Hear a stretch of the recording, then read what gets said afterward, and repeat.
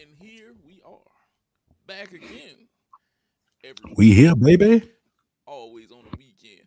Bruh, Migos podcast back, another episode for you In the guys. We building, in the building. digitally.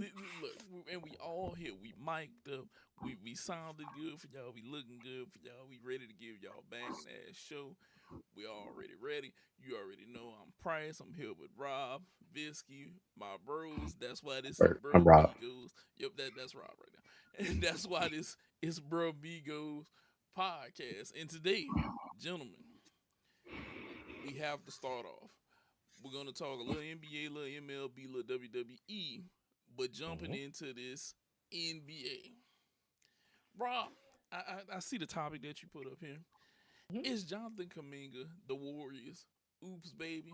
Is he really? Is that how you think about that, man?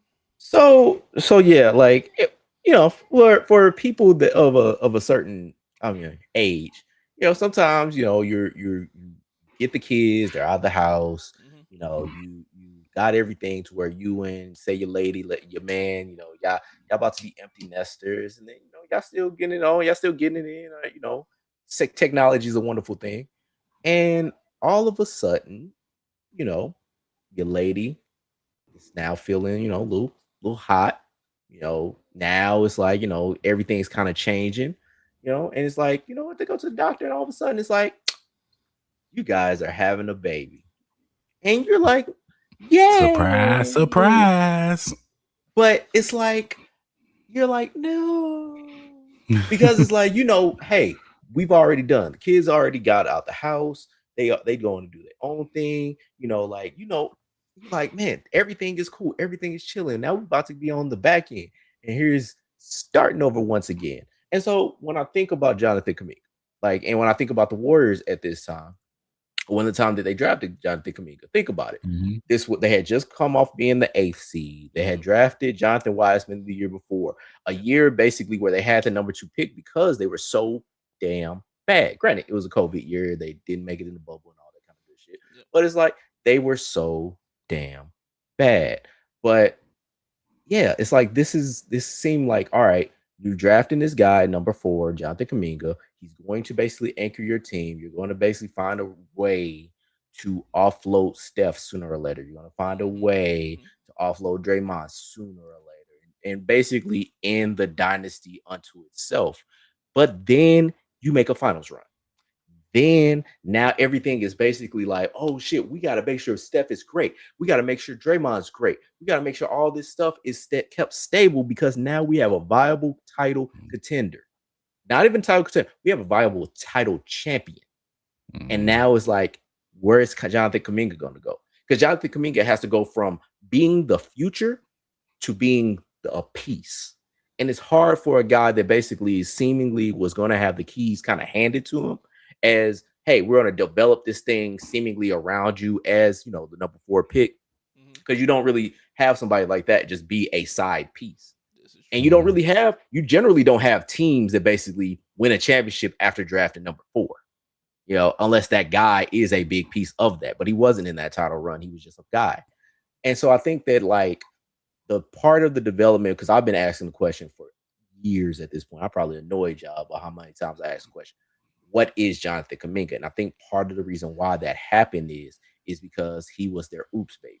They weren't really able to develop him because they weren't really planning to basically have their lives be much better than what it was. They were basically like, all right, you are on the downturn. Here's this kid coming around, and now we got to both develop him and the Jordan Pools of the world and everything like that. We got to develop him while also basically making sure that our mainstays are still great. And I think that's almost impossible to do. You can't basically build for the future and stay in the present at the same time. And so I think when it comes to Jonathan Kaminga, he was somebody that wasn't, he was more of a oops than somebody that basically was like the plan. Mm. I can definitely see where you're coming from with that. So my only thing about that is them motherfuckers getting old, Rob. They ass is getting old. They have Mm-hmm. to. I'll say this. It was unfortunate that you had to get rid of Jordan Poole because Jordan Poole had a lot of upside to him to me. He really Yeah. did. But unfortunately, somebody can't keep their hands to themselves inside the Warriors organization. He's also been labeled a fake tough guy. At times. I'm just saying what I heard through the grapevine. I'm just saying what I Yeah. heard through the grapevine. Yeah. But I think at some point these dudes are old, bro. Somebody else is going to have to step up. Right. Like who else do you have? Steph is old. Steph is like 37 right now. Like 36, 37 years old though. Draymond got salt and pepper beard on the floor. Man, Okay. he looks ancient and getting ancienter by the second. He literally has salt and pepper beard on the floor. He's arguing with Steve Kerr at times. Okay. He's being old and contrary. Let's just be real. I don't know. What you think, Visky? Do you think that how can that work? I kind of think I get the oops baby, but I kind of think he's getting more of the Jan Brady middle child / redheaded stepchild treatment. Like, oh, you're there. We're not paying attention. We know you're there. Because I don't think he really needs a lot of development. I think it's more of feeling wanted, feeling useful, putting him in a place to where giving him the opportunity to show what he can do. Right. Because when you see him play, when they let him loose and actually give him the chance, he show out. I just feel like they're not giving him that chance. They're not making him feel important. So that's why we don't really see what Jonathan Kuminga could really do, because they don't make him feel like he's a piece. They make him feel like he's just an afterthought. One of the dudes. Put him in a place. Yeah, if you put him in a place to where he can be the man, then we can see. Because I don't really think development is the issue. I think it's more of feeling wanted. So here's the thing. How long are we going to let him go undeveloped? Because the longer that Steph and them hold on, the longer he goes undeveloped. I think he just has to, honestly, just wait out the contract and go to free agency. That's the best bet at this point. I don't think that they don't want him. And I think they feel like they fucked up. I think if you ask the Warriors, like, hey, when it comes to Jonathan Kuminga and everything that you guys have done for him since you guys drafted him, do you think that you've done the best by him? I think they would answer no. Because I think that when it comes to a player like him, they basically were like, you're young, but you got to fit in. And where your fit in is, we don't know. Because when the Warriors were really on their runs, like when they brought in, like, say, the Sean Livingstons, the Leandro Barbosas, guys that were somebody or at least drafted as somebody at one time before, but now it's like, okay, I got to fit this role. Like a JaVale McGee, for example. Yeah. Like, I got to just fill in this role. Like, they prospered because it's like Steph is going to be Steph. And Steph is just so monumentally great that he's just going to figure it out. Clay, also monumentally great. Draymond, great for what he does and all that. Everybody else just got to kind of fit in. But when you're like, hey, I was brought in to be somebody. I was brought in to be a guy, the guy.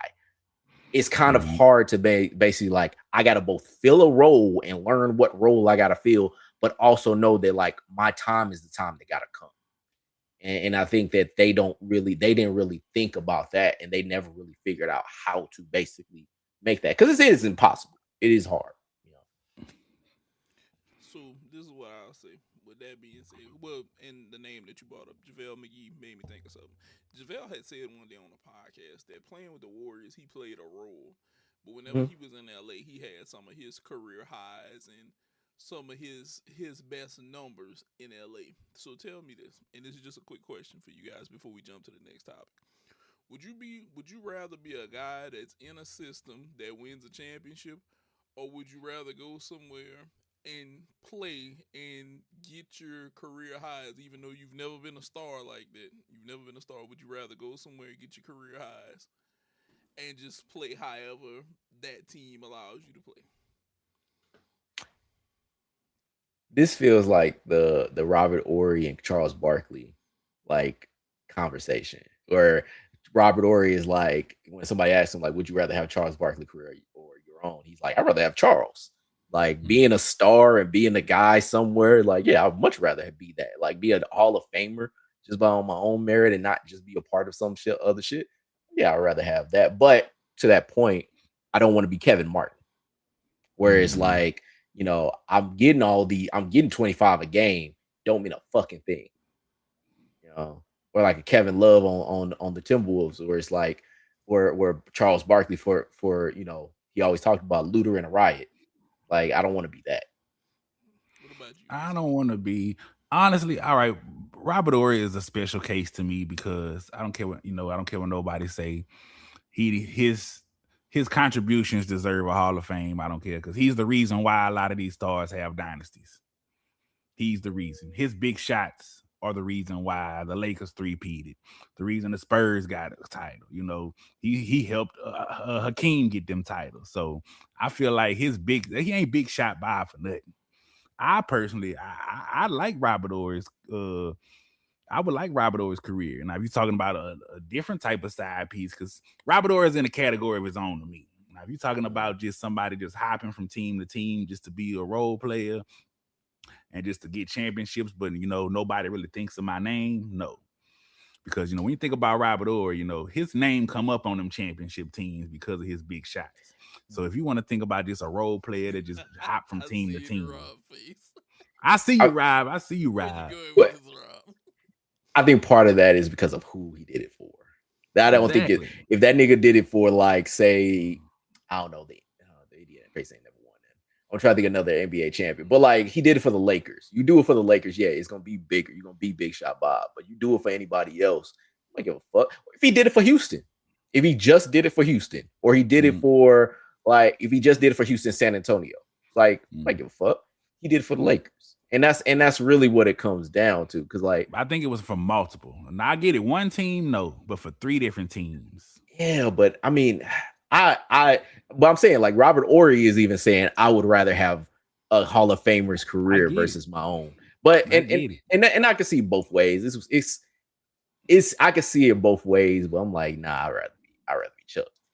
Being the star, being on commercials, and being like the dude, like, nah, I'd rather be the dude than the other. But look at Chuck. Look how much flack everybody gives him. Look how much Shaq roast him for being ringless on the show. But look, that's because so much flack. But that's because of Chuck. Yeah. That's because of Chuck. That's because of who he is. Like, Chuck be giving it, and he be trying to. He'd take it, because he like, I know what I am, but he like to give it, and that's the reason why. The other thing is, and I'll say this. That dude who wore 23 for the Bulls, he stopped a lot of niggas from getting champions.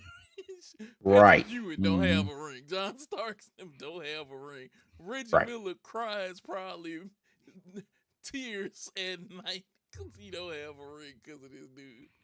Like, Clyde is happy that the nigga took a break. And he got Reggie was supposed to. That's Ron Artest's fault Reggie don't have a ring.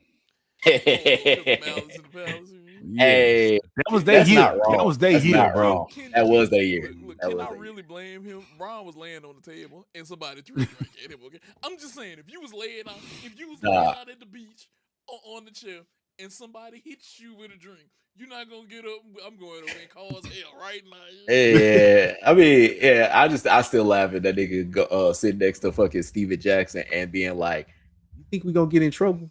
Like, I was like basically, and that's basically what he said. He was like, do you, like, what do you think? Like, they call the cops on us. Like, what do you think is gonna happen? At least look, at least he was hoping. Oh, He's like, you think we gonna get in trouble? Like, that shit was funny. I remember that night watching this. Oh, I do too. I'll never forget that day. That's one of those. That's one of those, like, where were you moments. Like, I'll never forget where I was ever. Oh, at all. Yes. I could tell you, I had it on 2 TVs that night. My dad was watching it in the living room, and then I had it in my room. And he said, "They out here swinging." I said, "Oh yeah, it's going down." Big TV on my auntie room, in my auntie house, in the living room. We had a little get together. I remember it was on. Me and my uncle pointed at, they boxing over there. I wasn't even watching the game. Like, I was in the other room. Like, I had my TV in my room, and like my parents, or my former stepmom and my dad were watching another room. All of a sudden, I heard my former stepmom be like, "Oh, damn!" And I'm like, "What's going on?" Like, I didn't know what was happening. And then, like, she said something else. And I was like, "Okay, let me turn to the game." It's like something signaled me like turn to the game. So I turned it on and basically it was like, oh shit, like they fighting this and that, and like They yeah, was getting it. dude. It was ridiculous how they got down on that. Now, Rob, this topic up here still in the NBA that you put, and I have to agree wholeheartedly with it, and I have to go in at the end of this one. Nikola Jokic has earned his own star. Mm-hmm. He is, in my opinion, I know some people are going to say that Shea may still be the best player in the league. No, he is not. No, he is not. What man do you know can come out and tell a joke after he just put 56, 16, and 15 on the man and tell it and make a joke and say, one day I'll lie about this legend of what I did tonight to my children and then smile and walk off? What man do we know that has a grudge against Rudy Gobert that every time he sees him it's a 30-point Give him the business. Oh, Shaq told you Rudy Gobert barbecue chicken. Barbecue chicken. As a matter of fact, if I was Minnesota, anytime I see Jokic, hey Rudy, take the night off. Yeah. Like, don't you got somewhere you got to be? Look, we ain't trying to deal with him tonight. Like, how much PTO do you have? Like, I think you got some sick leave that you could take like tonight. You gotta have it. Like, ain't you on the load management list for the night? Yeah, like your leg don't hurt. Your leg don't hurt. Like, you got an arm that hurt. Something. The Mangles ain't giving out the name. The Mangles got to be giving out the name. Chill out. Just chill out. Untape him. Let him go. Right. Put him on therapy. But Jokic, 50-point triple-double shows that he is, to me, he's uncomparable. Okay? He should have people compared to him, bro. And not the other way around, just like you put. Jokic just went out here. And just to remind you guys, he had the 50-point triple-double, and then he had another 34-point triple-double the next night. Just out here hooping. Now, the big man, the all-time leader for centers in assists, hands down. He's probably going to put that record somewhere that we'll never see another center ever touch that. Look, it's time for me to say this, and then I'm going to let you guys go in. There is no more Carmelo Anthony in a 15 jersey in Denver. That is farce. That is legend. Those 8 years, his jersey was blank, as far as I'm concerned. There was a Carmelo Anthony there, but it had no number on the jersey. That number wasn't his. They gave it to the right person now. They gave it to the right man. Because 15 now would be synonymous with Nikola Jokic and all of his wonderful triple-doubles and his championship and multiple MVPs that he bought the Denver in his tenure there. I don't know how you feel. Matter of fact, Visky, how you feel? Because I saw your side. Yeah, I want to hear what you guys say. I mean, I feel like it was a personal decision from Denver.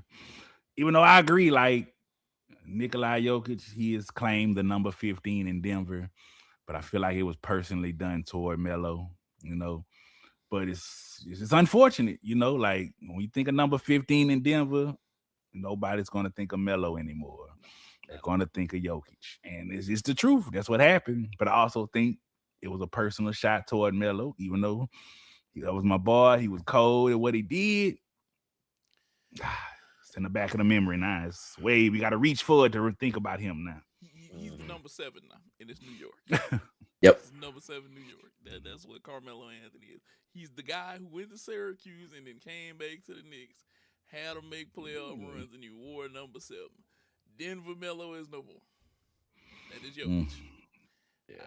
Like I told Rob, it's only one thing Melo can say that he got cheated out of in Denver, and that's that Rookie of the Year award from LeBron. That's it. Mm-hmm. That's the only thing he can say. But Rob, how do you feel of me just passing by this 15?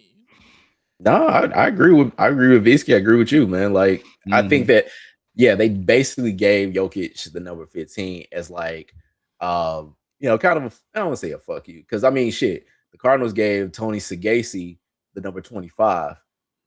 I think everybody in this audience gonna ask who is Thomas Segasi, and you're right. But the thing about it is like, yeah, the Nikola Jokic is famously like when he got drafted, it was a Quesaritos commercial that was on. Nobody even saw Nikola Jokic at the motherfucking NBA draft when he came into the league. And like, yeah, they gave it to him just like, all right, here, you got one, even though Carmelo spent 8 years. But no, man, he is in his own stratosphere right now. Like, I think that, like, even right now, he's averaging 30, 12, and 11 for the season with effective shooting percentage of 66, 85% from the free throw line. Like, he 44% from three. Like, as a big man. As a big. Like, the thing about Jokic, where I say that, like, he has his own star, he makes the people that are exceptionally great at the league say that, oh no, he's different. Like, he is his own dude. Like, I love watching him play. Like, you don't like the way Chuck looked, and I know I'm doing a lot of Chuck right now, like I'm his fucking agent, right? But like the way Chuck looked when he was talking about Nikola Jokic was like, oh no, this is something that, like, this is a masterpiece. Like, this is the embodiment of what perfect basketball should be. And like, the thing is, like, he is that dude. Like, he does play the game at such an exceptional level that it's like, it is boring in a sense because of how it's boring. Just like people don't like classical music. Like, classical music has like a lot of elements that have like a lot of intricacies and all that, where I don't even know how the fuck that shit go. But like, it's so many things put together that basically make something beautiful, and so many different elements that basically have people come together that it's just like, yeah, it's boring. It's not exciting. It's not compared to like a rock or a rap or whatever. Like, but it's something that you can know that's like, okay, this is really good shit. Like, that's what Nikola Jokic is. He's just somebody that's like, oh no, this is really good shit, but he's just not visually appealing as like say Ja Morant or Zion when he's healthy, or like somebody like that jumps out the gym. Like, he's not that, but he is exceptional at what he does. And I think is one of those real hoopers know kind of situation. And that's why he's over there riding a horse. And I say that all the time, bro. I'm like, I watch his games and I'm like, how is nobody stopping this big, slow motherfucker walking down the middle of the court? Like, whatever is working. Like, how is this working? Mm-hmm. It just trips me out when I watch it. Like, I don't know. It just mesmerizes me that it works. So look, I'm gonna tell you this. This is what I believe. Him and Luka are two dudes that play at their own pace. Mm-hmm. They make you play their pace of basketball all the time. Even whenever they on defense getting boards, he makes you play his pace of ball. He is not athletic, and he's lead. I think he's leading the league in rebounds. I want to see he's leading the league in assists. He's top 3 in scoring. Well, he's not he's athletic. He's just not nimble. Like, he's not a guy that you like will basically point to as like, oh no, his feet are just like that. He's not clod hopping like fucking Rudy, but like, he's just not the most like fleet of foot motherfucker. And here's the crazy part: they're third in the West, and they're missing one of their key pieces. I'm gonna throw this out there, and this is me. If Aaron Gordon comes back and they're healthy, they might make another run at the championship this year. Mm-hmm. Because people forget Aaron Gordon just had a 50-point game this year where he hit like 10 threes. Mm-hmm. Aaron Gordon is going to be crucial. And as much as people are talking about how San Antonio done beat Oklahoma 3 times, it's one thing that I know. Wemby has no answer for Jokic. He's tried. Mm-hmm. Jokic puts that big body against his, and it's like, buckets. And it's like, he's 7'5", though. He blocks a bunch of shots. Mm-hmm. For some reason, he has a hard time blocking Jokic. And like I said, I think it's because he just plays at his own pace. And it's like, hey, man, you got to deal with me. And with Jamal Murray being healthy and they get back Jokic, and they're missing Cam Thomas, but Cam Thomas wasn't really doing too much. But the other piece, and Cam Johnson. Cam Johnson. And they're missing Braun, because I want to say Braun just got hurt. They're winning. They're churning. They're still third. They were right there. They get healthy. I think that they make a play at this. The thing you got to keep in mind, and we could get off of it after this, but like, thing keep in mind, this is the team that took the Thunder to 7 games last year. Like, and I want to say Aaron Gordon was hurt that's game 7 or whatever. Like, so this is a powerhouse of a team. It's just that they just have to get that opportunity. Because I'm willing to say if they beat the Thunder last year and he's healthy, they're gonna walk in. They would have walked Indiana because Indiana didn't have an answer for Jokic and Aaron Gordon because they wanted to play Siakam and Miles Turner. And I'm gonna be real with you, Jamal Murray may not be an all-star all the time, but god damn it, whenever you need him to show up, he will come out there and he will light your team ablaze, and you will not know what the hell is going on. He'll drop 25 easy. Bro, he did it the other night, and I said, can't nobody hold him, man. I said, just can't none of y'all stop him right now. No, nobody can get in front of him. Cool. And he's not the biggest guard, but if you look at him in the past 5 games, 16, 27, 31, 35, 24, he's just out there hooping. Him and Jokic. It's like these motherfuckers play twos all the time at the YMCA, and they just whipping ass, sun up, sun down. You know? Be like, I got a big slow dude, and I got a guard that ain't the biggest, but he hit a bunch of middies, and he gonna come through. And it's like, we just gonna whoop y'all ass all day long. Like playing 2 old men that's just beating people ass at the YMCA. And you like, it's no way this old man is whipping my ass down here in the post. And right. He's just giving it to you. Hook shot. Fade away. I'm gonna stop, pull up for 3. And he's slow and he's slow as hell, but he gives it to you, man. He gives it to you. Now, Rob, one of the most precious subjects that we talk about, from the hardwood to the baseball diamond. Rob, Jeff McNeil to the A's feels like Alex Caruso to the Thunder. Do you feel like McNeil is going to have that type of presence on the A's? Because that's a young team. That's a young team, Rob. That's a young team. A young team that is starred for really just pitching. Like, I think when you talk about like when you talk about Nick Kurtz, young naysayer, like you got like them, you got Jacob Wilson. Not Jacob Wilson. Yeah, it is Jacob Wilson. Yeah, it's Jacob Wilson. Yeah, I was mixing up with his daddy. But now you got like all these young players that are on this team that basically can really make a nice little run. I think adding a player like Jeff McNeil, it just made me feel like when the Thunder added Alex Caruso, which is like this veteran that, you know, it's not like he's won a championship or anything like that. And, you know, it's like, he's not like the best dude. I mean, he had 243 last year or whatever, but it's a guy that basically can stabilize this team and basically make them like see themselves as something better than what they are. Because to be real, like this lineup is the one that makes me most excited, even though I fucking hate John Fisher for doing what he did with, you know, this, but with this team, but like Shea Langoliers, Jacob Wilson, Nick Kurtz, Brent Rooker, Lawrence Butler, like all these players up and down this squad. It's like, damn, this is a really good team. The only thing that they are missing is pitching up and down from rotation to bullpen to whoever you can think of. They just don't have it. And that's really the only thing that's holding them back. Like if they get some decent pitching, just decent pitching, this is a team that can win the AL West this year. I love this lineup. I can't wait to watch this lineup.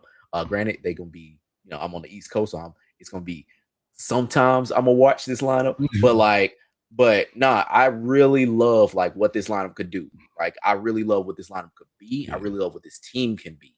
It's just pitching. They don't have it at all. They are going to be, like you said, this is kind of like Alex Caruso to the Thunder. I could see it, but I gotta say this. That team is, like you said, just a little pitching away. Just a little pitching away because they are young and they have power and they have speed. They have a lot of power, everything. Speed, everything. Like they have literally everything that you could want. Everything. If you were building a perfect lineup where you say, I got somebody to basically be at the top of my lineup that can hit for average with Jacob Wilson. I got somebody that basically can hit for power, which is Nick Kurtz and Jacob Wilson. And Nick Kurtz can hit for average as well. Like you got speed where you say, I got Lawrence Butler that could go basically on the base pass. I got Tyler Soderstrom, who basically showed out last year. I got Brett Rooker, who is a vet on this team that basically is a guy that once this team actually does get somewhere, like he could be the face of this team. Like as far as like he's a great talker, great social media ad, everything. Like he's one of the more, I would say, interesting players in all of baseball. Aussie, oi, oi, oi, all that shit. Like he's like, I think this team is the one that I'm most excited about in MLB this year. Like I really am excited, like with this lineup, like they can or something. Yeah, I can see it. So, Fisky, A's picking up another bat. How you feeling about them? Like I like it, like, and I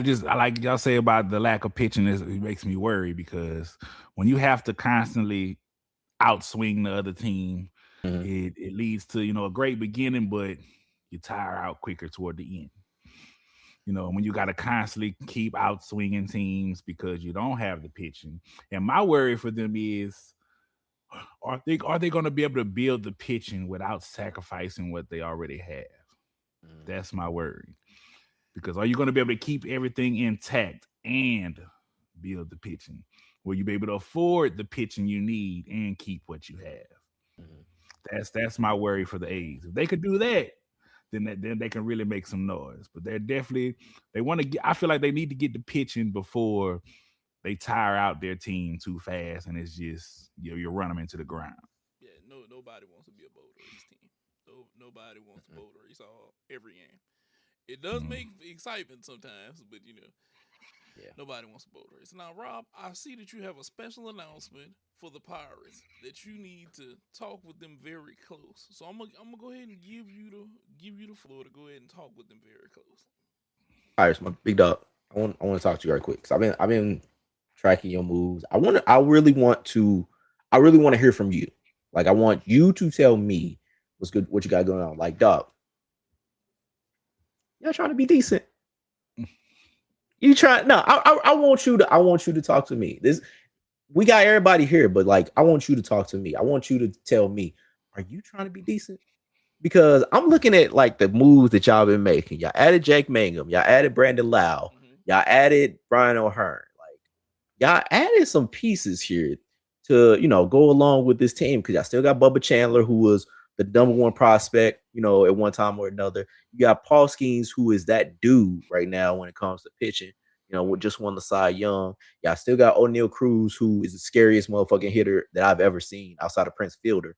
Like, y'all trying to be decent. Like, I really want you to talk to me. I want to hear it from you. All right. Because I know y'all Pirates fans, y'all some cheap motherfuckers. Or they know y'all some cheap motherfuckers. Like we'll squeeze that goddamn penny until like Abe Lincoln has like ropes around his neck. Like y'all will squeeze that motherfucking penny. Y'all won't spend for shit. Y'all ain't going out there. Y'all ain't trying to do nothing. Y'all just been sitting in the cut, chilling, just sitting back, just being like, you know what? All right, we good. Cardinals gonna do what they do. Cubs gonna do what they do. Bros gonna do what they do. Reds gonna do what they do. We just gonna be here. We just gonna be here, man. We got this. We gonna have this beautiful ass stadium. We're gonna have these, people that come to our kid. We got, black and yellow, all that. But nah, man. I'm looking at you, dog. I'm peeping your moves, dog. Like, y'all trying to be decent or something?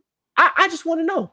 Like, cause I ain't really seen like the stuff that y'all doing right now, like where y'all basically made some really nice moves. Like I really like Jake. I like Jake Mangum. I like Brandon Lau. I like Brian O'Hearn. Like y'all been making some nice ass moves. Like y'all was talking about just for a little bit. Y'all was talking about getting Kyle Schwarber. Like I just want to hear from y'all. Like what got into y'all? Like is it a girl? Like is it something? Like what got into y'all? Like what is making you have this such confidence in yourself that you feel like you need to go do something? I just want to know. I ain't saying you doing anything wrong. I ain't really knocking you. I like it. You got a little smell good on you. You looking right, But I just want to know what's changed. What are you changing? Now, I'm gonna tell you what the hell is going on over here, Rob. And Look. first, I'm gonna start with this. In the words of Marv after having his ass kicked by Kevin McAllister and Kevin McAllister asking, have you had enough? Never! Never gonna change. They are never going to stop doing what they're doing. They are destined to lose their Haley's Comet of a pitcher in free agency at some point. They do not want to get better. They are not going to get better. But they trying though. They're like look at these. Like if I basically say, and granted, like I know a bunch of y'all ain't never heard of these names for real. Like these are very much inside baseball names. Jake Manga almost hit 300 last year. Ryan O'Hearn was an all-star. Like these ain't just cats that's like at the end of their rope that basically is like, oh shit, you know, like I'm gonna gather up and get them off the clearance aisle. No, these are guys that are still like in, I won't say they're prime, but like still viable options, especially to go along with Brian Reynolds and O'Neal Cruz. Like you still got folks, and so I'm just like, hey, what is it? What y'all change up? Why y'all doing this now? I just want to know. I didn't know if it was a reason. It's a farce. It's a farce. It's the smoke and mirrors. It is not meant to be what we see. They doing this to just shut people up. That's exactly. That's all they doing this for Rob. They want to keep their fans coming. Winning is not a top priority for them. Doing just enough to keep the fans there. If I was O'Neal Cruz, you better get up out of there. You better go somewhere that's winning. This is the Cardinals. Shut people up. I heard that. What happened? What happened? I said go somewhere that's winning. Who happened? Oh. Now keep on going, Nate. Keep on going. we was having the time. This is only to shut people up, bro. That's it. This is just to pacify. This is just hey, I'm doing something over here. That's it. So basically, more than that. So basically, y'all saying this is just the Pirates like clicking over the mouse and basically making sure that their thing is green. That's what y'all saying. They making sure the team stay lit green. That's right. It's like, look, if I go yellow, they ain't gonna say something. They ain't gonna ask some questions. Like, let me make you do this shit green. This is only to make people shut up. Just think about it. The Pirates would go on losing streaks to like Milwaukee and Baltimore and in Chicago would walk them. They had issues where they would just go out there and just lose. It was like, we walk. May I remind you this? They opened the season to the White Sox. The White Sox now. And lost 10-1, 10-4, 7-2. That's how they started the season, Rob. They started the season getting their ass whooped to the White Sox. The leprosy-ridden White Sox. I'm just throwing this out there. We talking about a team that won 60. They lost 100 games. Yeah. That's the team that they. It's 100 games. It's only a couple teams worse than that. Well, it's really one in particular who I love to talk about. Deep in the Rockies. Yeah, it's only them. It's like you got to remember, bottom of the barrel last year was the Rockies and the White Sox. Everybody else was like 71, 72 wins. Yeah, fairly decent. They at least had 70-something wins. It was just them two down there at the bottom. That's it. That's who you lost to. That's who you open to see. Because the Pirates, like I said, they won 71. But are they making a push? No, they in there. Brewers are still decent. Cubs are probably gonna still be decent. Cincinnati is probably still gonna be decent. Your Cardinals are trying to retool. They're at the bottom of the barrel. I got something for y'all next week. I'm just saying.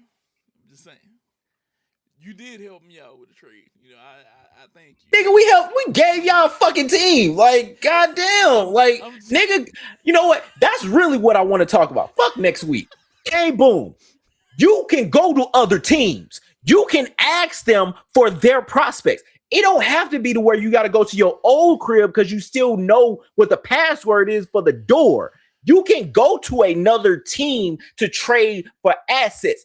Are these assets seemingly cool? Yes. The Brandon Clark dude seems fine. Still young. Gotta wait for him. Blaze Jordan, great name. Hopefully comes up. We'll see.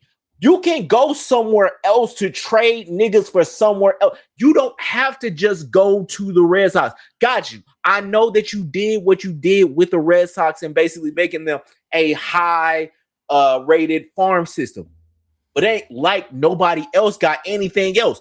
Get somebody else from somewhere else, dog. Like Brandon Donovan. I know you want to trade him to the Red Sox. I know you. I know it's hurting your soul that you ain't basically traded that nigga to the Red Sox right now. But look somewhere else. Look inward. Look somewhere that basically is not Boston. We gave him Contreras. We gave him Gray. We gave him Mets. How many niggas can we give this fucking team? And it's got to be the Red Sox. Somebody that basically we got history with. Win the World Series. A team that we haven't really been able to get over. Now, your ass want to go straight to them and basically give them everything that we basically got. Granted, there's people that had to go, but it's still to where, hey, move somewhere else. Diversify your bonds, nigga. Just do somewhere else. I'm fine with what he's doing, okay? I bet you are. Yes, I'm fine with what he's doing, okay? He's helping both of my young lineup so we can make a playoff run. That's all this comes down to. Hey, look, somebody got to take a lick sometime, right? Somebody got to take a lick. Rob has reached the first stage of acceptance that his team is ass. Oh, you know, let's give it up. Let's give it up. You know what? Let's talk about your motherfucking Braves, all right? Your motherfucking Braves that can't keep niggas healthy. Your motherfucking Braves that can't stay in Atlanta. Your motherfucking Braves that can't do a goddamn thing against nobody. What y'all record was last year? Ass and more ass? No, we like don't need to talk about your goddamn one Braves. Difference from the Cardinals? Oh, yes, that's what y'all difference? Are. I mean, I'm just saying. 76, well, it was 76 and 86, and then the Cardinals was 78 and 84. Yeah, two games. Y'all was right there. Glad y'all was able to pick yourselves up towards the end. We gave y'all a little leg up. I got you. But let's not talk about your Braves right now. Lord knows we don't want to do that shit. I'm trying to have a festive occasion. Here you trying to basically bring this bullshit here. I'm just saying. Look, I'll let you make it, right? I'll let you make it. You know, because you did my work for me. You trashed your own team. My work is done. I'll talk about mine, but I really talk about yours, nigga. Like you can hate all you want, man. About nobody. Oh, now he want to be quiet. Now he want to be quiet. You sit your ass over there in the American League. All right, like, hey, I'm in the American League. I'm in the American League prospering. Okay, that's what I mean. Y'all just got a taste of actual prosperity, nigga. It's been a minute. Yeah, I'm in the American League prospering though. I'm doing my thing. I'm doing what I do. That's what I'm gonna do. I had 89 wins last year. 89 wins. Got my blood pressure all up. I'm just saying. That's what it is. Rob was like, nah, I ain't having this shit. Nah, I'm already basically yelling at one nigga. I'll yell it too. He said, I'll do this today. I feel you know. But what else, we're gonna finish up with that. So guys, we're all wrestling fans here. We're all big time WWE fans here, and we gotta talk about this.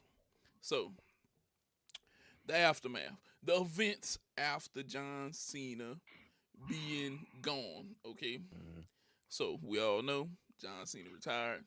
This wasn't. I ain't gonna say it wasn't the best, or it wasn't the best thing that happened, but we'll say John Cena retired, and we just had to deal with it. We knew what was coming. We knew what was going to happen. And in the end, it's like, hey man, we just got to deal with this. But now, because of who retired John Cena, Gunther. We all know AJ Styles is up next. We all know we're looking for AJ to retire, and then we're looking for Brock Lesnar to retire. Okay, the word is we're looking for Brock to retire. I want to say it's gonna be SummerSlam in Minnesota. Is where I want to say he's gonna go out. AJ, they're not exactly which show he may choose. But with that being said, is Gunter gonna be the guy that we feed those two guys to? And we're gonna dub him the new legend killer of the WWE as of right now.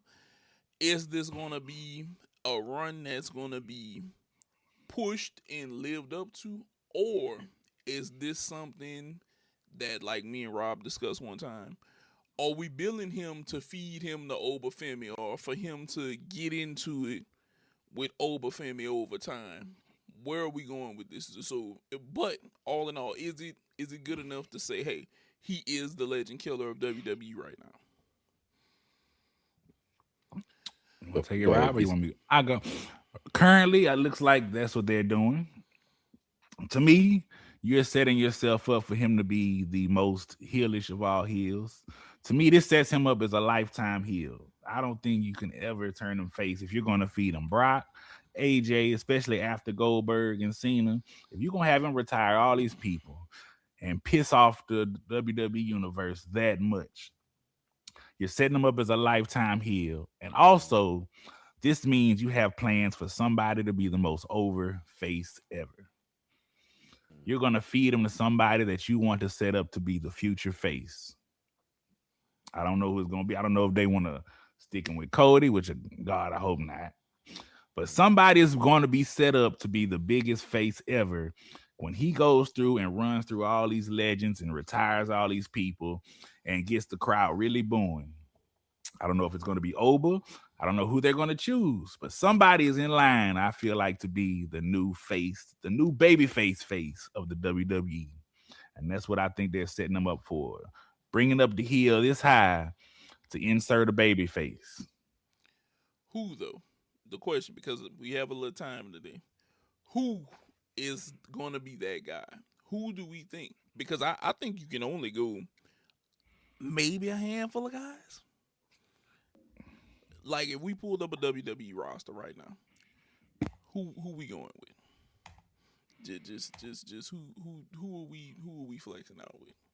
Like, cause I could tell you now, my choice is probably Oba. Like I think he's the one person that I probably go with right now.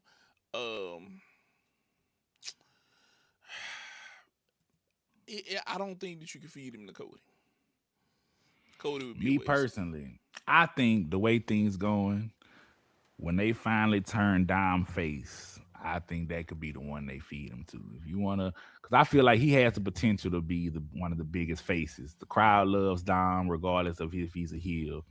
And they are showing cracks in the Judgment Day right now. But yeah, Oba, because when they brought Oba out against Cody, they kind of showed him into made him look like a face. Mm-hmm. So it could be Oba. That could be the new face they trying to set up. I say Oba or Dom. That's my two choices. Who do you think, Rob? I would say Ilya. That'd be the first person I would think of, mainly because they got the history, and because right. the only thing I think that they don't want to give it to Ilya because he gets hurt a lot. He can't stay healthy. But I think he's one of the more magnetically charismatic like wrestlers that great entrance, great style, great wrestler all overall. I think that they would want him to be the guy. But yeah, like Oba would be a good one. At least for against Gunther. Like Javon Evans. I've become a huge fan of Javon Evans. I think he's one of the more magnanimous personalities that they got. And I think he's a great wrestler and everything like that, but I don't think they want to put him with somebody like Gunther. But yeah, Ilya would be my number one name if they're basically going to give somebody a baby first term, which is why I think they turn him babyface and everything like that. But you really don't have to do it with Ilya. Even in the same thing with Oba. Like Oba's not really a babyface. Like Oba's just a dude. He's a destroyer. And I think that you can basically have you can have a match between Ilya and Oba, and I think that'll tear the house down.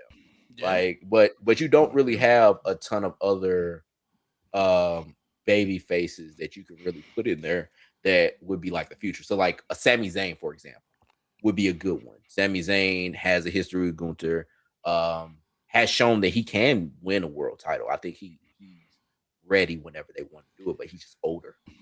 So I've had a wild just thought, and I just want to see if y'all agree with this or where we think where this could go. What if this is just a setup to feed him to like Jay and I put a hope not. title back on Jay? I guess Jay is not the first person I would want. I think Jay has earned it because of what he's done. Okay. You know, he's done a lot of great things, but I would personally rather have Ilya Okay. if given the choice. So if we have a choice, you'd rather Ilya. But I gotta ask this real quick: do we feel like Jay was over whenever he Oh, was he's been over. Major. Yeah. Okay. He's been over. So let's say this. Let's say we're not gonna give it to him. This is just another one. This is personally my opinion, who I'd like to see as a single star. What if it was Braun Breaker? I love it, Braun Breaker. I love Braun Breaker. But he's not that babyface kind of guy. And granted, we talking about people that are tweeners, but I don't know if he could be that tweener right now. That storyline about to go for a while, so it'll be a long time before I feel like him and Gunther will cross paths again. Yeah. Now, my personal favorite that I would like to see that a lot of people might not agree with, feed him to my tribal chief. Feed him to my tribal chief. Put my tribal chief back in the main picture, baby. Come on now. There's one problem with it. Roman battles so much sickness, and he's not there. I think they did the numbers, and in the past year or two, he's only wrestled like 40-something times. Yeah. So I don't know if that would work. That was because of his new contract. But go ahead, Rob. Let's go along those bloodlines though. Jacob would be a perfect person. I would love to see Jacob versus Gunther. Like I think Jacob is basically. I just heard something. Jacob is basically, y'all buzzing. Yeah, but Jacob, you know, is a guy that basically has a great personality. He can be that number one baby face for the company. He could be like the dude. Like Jacob would be a good one. Okay. I love it. So Jacob, maybe we see the maybe. Actually, Jacob is my number one right now. I would rather have Jacob over Ilya. Number one. Yeah, I would rather have Jacob over everybody. This could be something that, because I think WWE isn't really paying attention. I think they see us, and I always die on this hill. I think they see us and don't put what we think, or they don't put what the fans may want as their number one thing. Because I feel like they say, we want money. Well, you know, if you kind of listen to the fans a little bit, you're going to get money because people going to come to see what they want. But with what you just said, Jacob, if it continues the bloodline, I could see it because Roman doesn't wrestle a lot. And we know it's partially because of his sickness. You don't have a lot of guys. You have a lot of good upcoming talent. You got a guy who's been a general. He's now a legend killer. Well, that's the run that I'm assuming that they're gonna give him. So now, give him to somebody there. Give him a person that's gonna be worthy of killing this, and let that person hold the title. This could be something wild. Jacob holding the title could be wild. Like, I'm not gonna lie to you. I would love it. He could hold the title. That would get a bloodline another revitalized push. But it also give you a baby face that people have to shoot towards, and that you can build up other villains up under. And hey, that could work. Mm-hmm. That could work. That could technically work, Rob. That could be a very good idea. Like I said, WWE. I told you, 100,000 a piece. You can have me and my homeboys come write 100,000. That's only 300,000, and we can come start writing y'all storylines for y'all. Definitely. We'll get this knocked out. We'll get paid. The fans will be happy, and we want 2% of all revenue over the next couple of years. Just merch, everything. Come on. Yep, we want a little bit of that. We want a little piece of the pie. Right? We will even settle 1.5% because we know that y'all about to make that money. We gonna get this money. We gonna get this money. Now, from the squared circle to the 100 yards on a football field. Rob, I have to agree with what we talked about with this.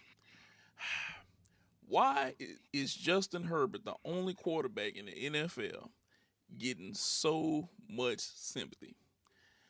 He doesn't have enough. They're not working for him. Every time we turn around, Justin Herbert has an issue that they have, and they got plenty tissues for him that they hand to him and say, "It's not your fault, Justin. It's everybody else's fault." Why is that a thing, Rob? Why do you think that's a thing? I think it's because the media, NFL media, picked this motherfucker out, especially when everybody was big on Tua in that same draft. Everybody was tank for, or they were like the Dolphins were tank for Tua and all those kind of things. Even the Dolphins didn't do it, whatever. But like everybody was on Tua, but these NFL media basically saw Justin Herbert play at Oregon. Mm-hmm. Like, oh, this guy's so great. You know, he's that guy. Boom, boom, boom. And so they latched onto him and basically just was like, all right, this is the guy that we need to basically be our guy. Yeah. And no matter what happens, no matter what transgressions happen with his team, like no matter what he does in the playoffs, where every other quarterback seemingly gets judged except for him, it just Teflon's off of him. Nothing ever really matters.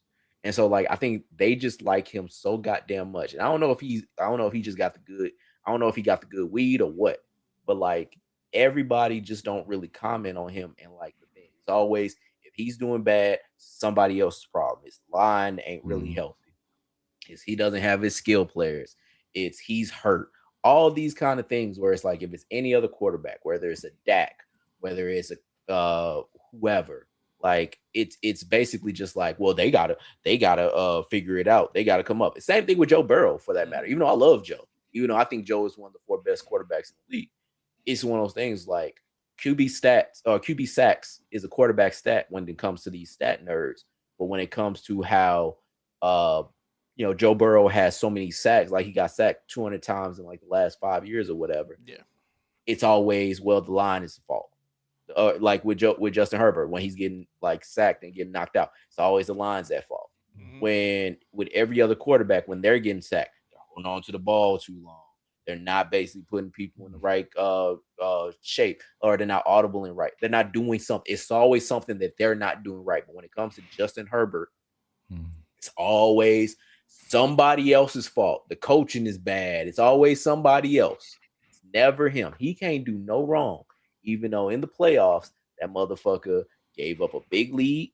Maybe no, he's not on defense. I understand. But he had like lost a big lead and didn't come back against the Jaguars, and then got the doors blown off of him with the against the Texans, where he threw 4 interceptions. Yes. Like, but none of that matters. None of that ever comes up. It's always, well, he's just a delicate flower. He's so sweet.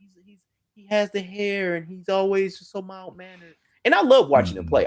This is not a knock against Justin Herbert. I think he's a great quarterback. I think that he's one of the most exciting quarterbacks I've ever seen. Like when he rears back and really flings that motherfucker, he's great.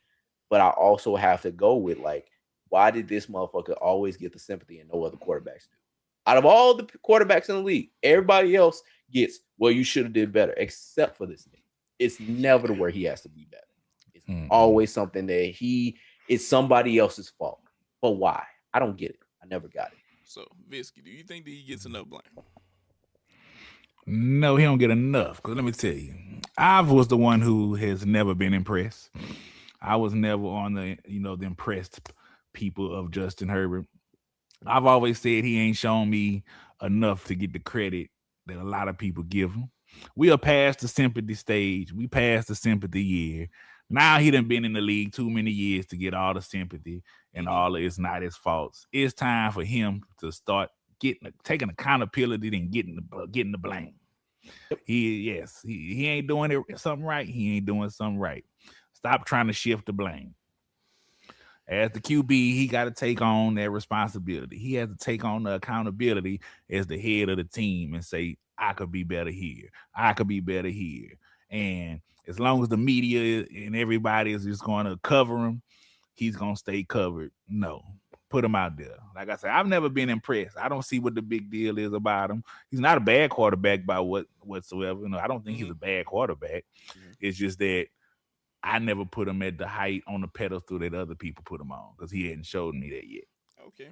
Now, with that being said, now I think that we all kind of agree that he does have too much sympathy thrown. I'm going to throw a few teams out there to you guys, and I just want you guys to tell me, do y'all think that this is a quarterback issue or an organizational issue? Okay. So the first team I'm going to throw out there are the Dolphins. Is that a quarterback issue or is that an organizational issue? Oh, that's a good one. Ooh. So, Bisky, you want to go first or you want me to go first? Go ahead. It's an organization. And the reason why I say that is because think about what we've been talking about. Think about what I've been saying about the longest when it comes to this team. That coach ain't doing it for him. At all. He's kind of like starting to get people kind of off his back as he kind of had marginal wins here and there. But like when it comes to that team, that's the organization. And you could basically say, well, Chris Greer, who's now fired, basically didn't put a great team around him, even though he was the one that actually got Tyreek Hill and like all of these players and everything like that. This team never really finds a way to actually pivot. And when they brought that coach in, it was because he was from that Kyle Shanahan tree where, hey, we don't have our starting quarterback that's going to basically be there, but we have this system that's going to get people open no matter what. He never brought any of that to that team. It's only been, well, Tyreek Hill is here. He's going to basically bust it open. And it's going perfect world will basically have a great team. But when that nigga goes down, that team has no clue what to do. It's like basically in the opening scene in Bug's Life where the leaf falls in between the ants and you hear the ant go, I'm lost. It's like that's the way the Dolphins are anytime there's an injury that basically happens on that team. They don't know what the fuck to do. So I say it's an organization. What do you think, Missy? Organization or is that the quarterback? Both. Tua's ass as an NFL QB. And the organization, this is the Brian Flores karma. Gotta hit the Whoopi Goldberg hand until you do right by me. Everything you touch is gonna crumble. It's the Brian Flores, karma, man. They did my boy bad after 2 winning seasons. And everything they got right now is gonna crumble because of that situation. And they just don't know what to do over there. I think they just stuck right now. I do kind of agree with you, Biscuit. It has to be both of them. Tua ain't cutting it. Look, I'm going to be honest with you. Josh McDaniel, I feel like in the offseason does lines of coke with like a Tony Montana lookalike or something. Because it's things that are unreasonably done in this team's offense that you can't explain. Like you just can't. And I'll throw this out there. It is pieces of this Kyle Shanahan coaching tree that are very overrated. They got the money because of Kyle Shanahan and not what they've actually done. It's not. I don't know. Maybe maybe it'll work itself out. Maybe it will. Now the Jets, is that organizational or is that a QB issue? It's the Jets. It's the Jets. Like that's open and shut case, Dano. They one of them organizations that I don't feel like gonna ever be good. Can't get right. They might though. I would say look out year 2 because the thing about it is the Lions started out bad and then they got better. And I think Aaron Glenn he has the capability to be a good coach, but he ain't starting out great. And I think that year 2, I think is what's gonna see it. Year 3, if like the Lions, they could get at least 1 or 2 good drafts, I think this team is going to be much better. Okay. Now, this one I'm going to ask you guys. I'm pretty sure I know which way you guys are going to go. Cleveland Browns. Do you even really have to stay long on this? Nah. It's the Browns. The doo-doo Browns. The team that basically gave that motherfucker $230 million guaranteed, and he barely played. Let me look. I don't think he's played that many games. I don't think Deshaun Watson has played that many games. Let's see. For the Browns, he has been there 3 years. He has played 19 games. Yeah. In 3, wow. Yeah, that's it. He don't play. He does But not this is play. year 4, I guess. But yeah. Yeah. I said that he hasn't played more than 7 I games. said that they only got to wait out one more year. They only got to wait one more out. That's Yeah, it. you only have to wait the storm so much longer. You gotta just batten down the hatches, whatever. Like, yeah, the storm's just gonna keep on hitting this motherfucker. Now, granted, he made his money. He's made his money. Of course. He's made his money. But he's been, when he is on the field and he's not tearing his fucking Achilles after doing the TikTok dance or whatever, like, he is basically, he's been shit. And on top of that, I also say this: you got a rookie quarterback that has been sabotaged by the head coach multiple times, and it is so much wrong in Cleveland at times. I don't think they know their head from their ass at times. I really don't. Deshaun Watson hasn't eclipsed. Deshaun Watson, up until this point, has thrown. Let me see. He's thrown 3,000 yards he's 3,300 yards in the last 3 years. His last year in Houston, he threw for 4,800 yards. He hasn't eclipsed what he basically did in 1 year in the last 4. So I'm calling this ahead of time, just so we're clear. If he come out there for 1 year and puts on a masterclass of a show, do not be fooled. I've seen this before. His name is Paul George. Okay, I'm sorry. His name is Paul George. Paul George ain't never been this bad. You can't tell me that Paul George has been this bad. But Paul George is also known for, I'm a miss. And in that contract year, I'm balling out of control. Yeah, but nigga, like this nigga, like, yes, I got more wolf in me. Go in old nasty ass Deshaun Watson. But the thing about it is, it's like, he ain't never, Paul George, no matter what regular season you were in that motherfucker been, he ain't never been this bad. He ain't been this bad. Not he ain't remotely. been this bad. But I'm just saying, it looks familiar if he comes out there and does it. If he come out Deshaun Watson. He is competing with Seth Rollins for Heist of the Century. Oh my God. Nah, he got Seth Rollins beat. He could be with Anthony Rendon for Heist of the Century. Yeah. Nigga. Yeah. Nigga. It's some people who done made their money. Anthony, look, if we ever made a list of people who should be ashamed of themselves in professional sports for how much they've gotten paid versus played, Anthony Rendon and Deshaun Watson are 1A and 1B. Nigga, that nigga Anthony. That nigga, at least Anthony Rendon had one nice year. He had one good year with the Angels. He just ain't had shit since. Like, that first year with the Angels, which was the COVID year, he had like a 916 OPS. It was pretty good. Or he did have some good time. He was 10th in MVP voting for that year. It's just everything after that. It's kind of like with Albert Pujols. I don't know what it is, because I've been to Anaheim once, and it's actually a really nice place. I actually enjoy myself. Like, it's actually a really nice. Like, I was like, man, I could live here if it only wasn't out the ass expensive. Like, Anaheim is nice as fuck, but that nigga, it's something about that place and him is cursed. Like, but nah, he's been ass, and he's barely played. Look, I'll say this: it's a point with Deshaun Watson where all I can say is this. One, if you come out there and put on a master class, I will jump. Look, that would be the one time I would jump in front of the NFL train. Hold up, don't believe you, because I've seen this before. It comes with a really good year, and then a lot more stinking till the next contract comes up. Okay? Oh, I mean, we'll have our all contract team for MLB coming up in the next couple months. Like, we're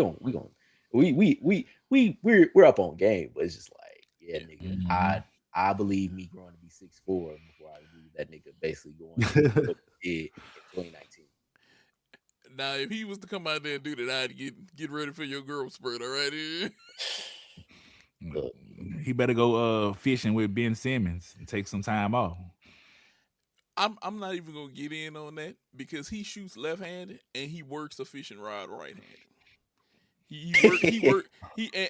And I swear to God, whenever somebody pointed this out, I said that's his issue right there. That's literally He's his a little issue right kid there. that don't know he needs to actually throw left-handed or bat left-handed. Because we I'm- actually had one on my son's team. We actually had a little cat like that. I'm telling you, he doesn't know. He's a grown ass man and he never figured out which hand he needs to use. I'm willing to bet he uses his right hand to right, and he's never thought about shooting a basketball with his right hand. I can believe That's bad. I'm willing to I can bet believe this. that though. I That's can believe that bad. though. If I was But- a shooting person, that would be the first thing I'd do. I'd be like, put the ball in your right hand and shoot. But for that matter, Tua is actually, I think, right hand dominant, but throws left because his dad made him throw left. Like his dad made him into a left-handed quarterback. He also No. turned his back to the side of every massive defensive end that's coming from that side. Is what he did. He made him turn his back to the side that every one of these motherfuckers is rushing the ball for. Yeah. Because I'm telling you, that's the one time whenever I see Myles Garrett Myles Garrett wants your back. And Myles Garrett say, you're going to turn this way because the ball is in your hand, and I'm going to be back here. Mm-hmm. I'm gonna be hawking you down like the water boy with pain and agony in my scream to get to you. Okay. That Tua's dad set him up for them concussions. Bam, right there. That's all it is. He set him up in the long Set him up for run. failure. He set him up. Rob, every one of these massive motherfuckers, Chris Jones, all of them, they love lining up on on their left because they know he's putting his back to me. I'm going to hurt him because they not running at him no more in the face. He's open season. That's what they set him up. I got two more that I want to throw out here. Well, actually three. I know one of these might sting here in a minute. Las Vegas Raiders. Is that an organizational thing or is that a QB thing? Yes. Just everything? It's a QB I don't thing? think yes, because I look at how decent Geno was at the Seahawks. It went to the Raiders and immediately started stinking. Raiders is another organization that I feel like is never gonna be good. Perpetual ass. Yeah. They never gonna be good. He was, for some reason, that Seahawks system is working in this time. You know, that Seahawks system is working. They had Geno looking good. They got Sam Darnold looking good. So I think Geno going to the Raiders was just a downfall. Okay. I can see that. Your Dallas Cowboys. Is that an organizational thing or is that a quarterback thing? That's an owner thing. I mean, it's the organization. Because definitely it's a Jerry thing. We know that's the number one top problem. And not a quarterback thing, a defense thing. Yeah. The organization. It's a defense thing. All right. Well, it mainly falls from Jerry. You know, everything trickled down from Jerry. All right. So the last one, Arizona Cardinals. Is this on Kyler Murray or is this on that organization? Oh, Yes. It's on the organization? I think both. You think both? I do think Kyler has some blame in his own development. I do think that Cliff Kingsbury also just wasn't really a good head coach. Mm-hmm. I think he was a great offensive mind. He just isn't a good head coach. And I think that kind of stunted the development, but Kyler also didn't help himself with certain things. What about you? I think it's more on Kyler because for some reason I just don't think he's made to succeed in the NFL. I think he's kind of definitely undersized. Everybody can't be Mike Vick out there. Everybody can't be Mike Vick. And I just don't, he's undersized. And for his size, I don't think he knows how to use his size in the NFL to help him succeed that great. Okay. Now, with that being said, I'm going to make a statement, and I want y'all to correct me if I'm wrong.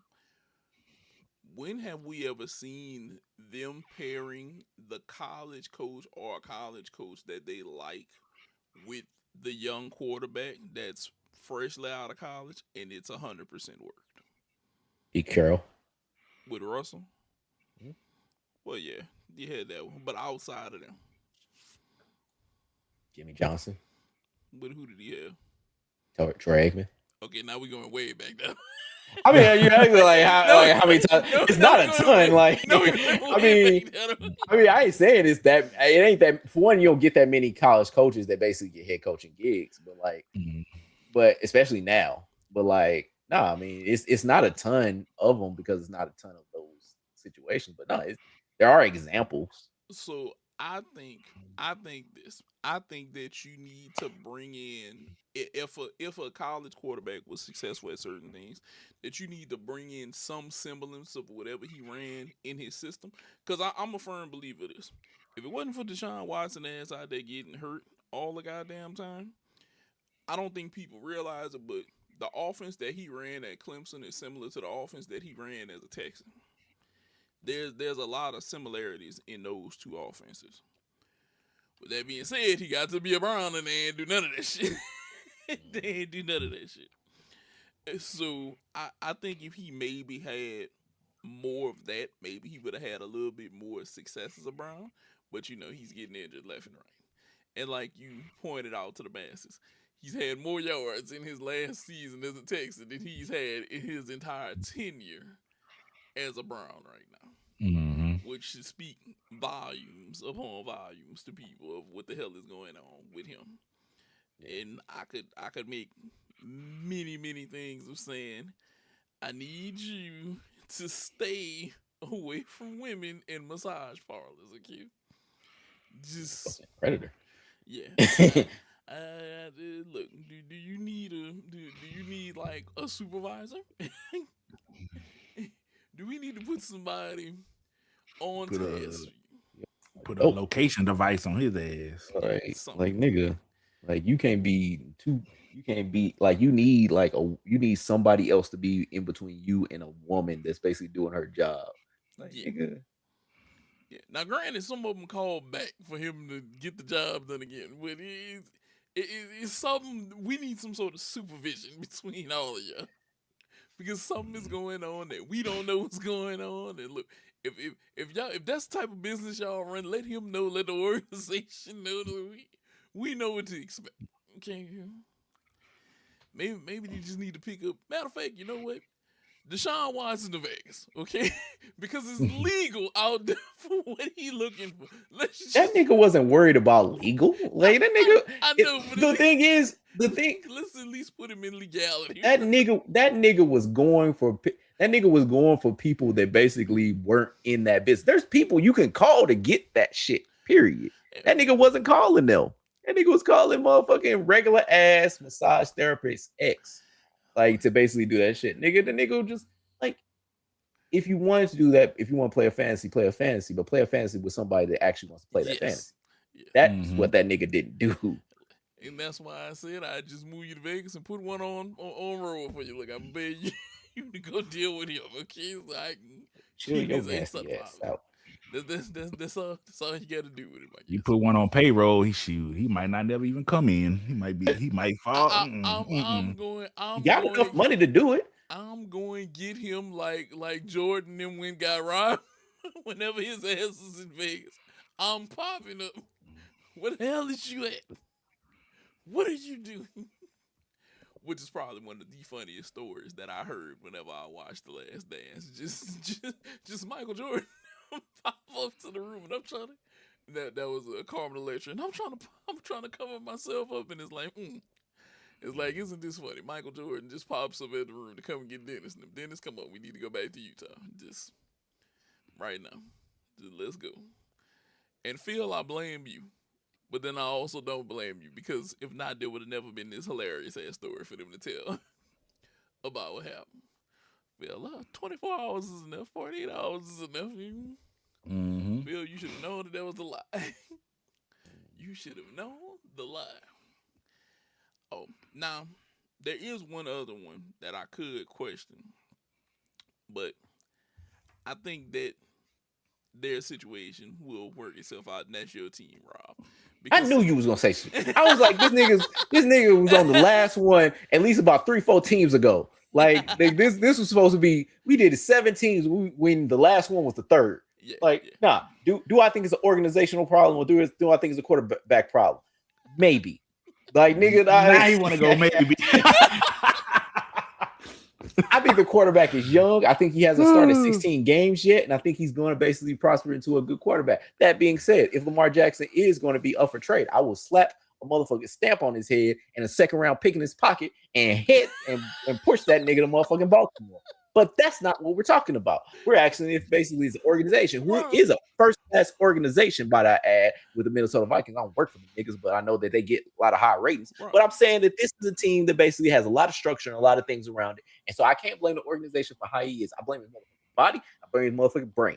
But the thing about it is he hasn't had enough starts yet, and he will have that sooner or later. And hopefully he can stay healthy and basically lead us to somewhere that isn't the motherfucking 500, which Rob, we are right now. Rob, you just gonna pack up JJ McCarthy like that if Lamar Jackson is available? You can't pack up y'all future, Rob. I will UPS. I will DHL that motherfucker on the Baltimore. Baltimore, prepare to have McCarthyism, buddy. Put some holes in the box for him.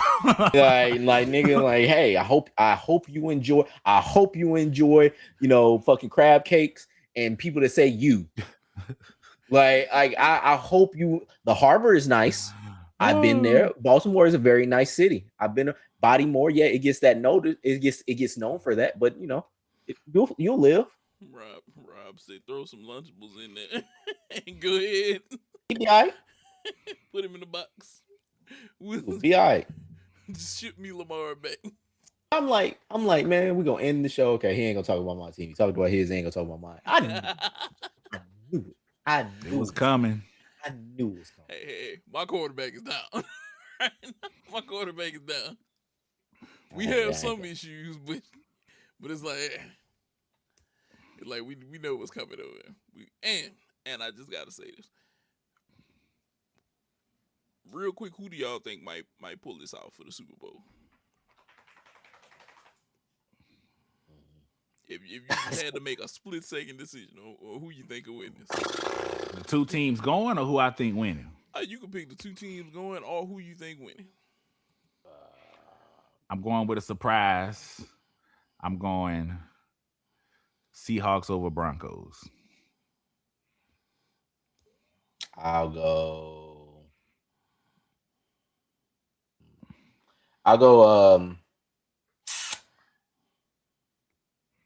Texans over. I'll go Texans and Rams. Texans and Rams. Okay, that's an interesting one. So I'm gonna throw this one out there. I'm gonna go Chicago and Buffalo, and Chicago will probably pull this out if they face Buffalo. Fool's gold. Buffalo. Chicago's fool's gold. Look, everybody's fool's gold right now.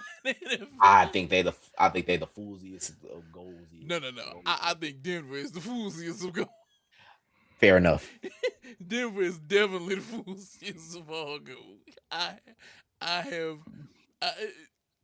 Denver. They can win close games though. They have proven that close games they can win them. Is it winning close games or is it holding on not to fall off the edge? It's working. It's working. Is it that the scissor lift made it to the building in time to save my ass? Because I showed this to Rob. I told this to Rob. They got 8 wins that are 3 points or less. And this ain't no good teams. We talking 3 points or less that they barely beat. This is, I held on just long enough. Look, I clenched my ass cheeks just long enough to get to the house to make the toilet, okay? I was speeding on the 40. Look, I was in the suburb where the sign said 25, now doing 50. I was running past the little deaf children signs and everything. I was determined to make it home at that point, and I made it. Yeah, but it is what it is now. So, with that being said, though, we are Bruh Migos podcast. As you can see, we love to have fun, sit here, talk sports, cut up with y'all, and do our show. You can catch us here, YouTube live, as you see on the weekend. We come to you guys either Saturday or Sunday. Rob also has the clips go up from the show, so you can partake in your favorite parts of the show. You know, you can go back and rewind them. You can watch them.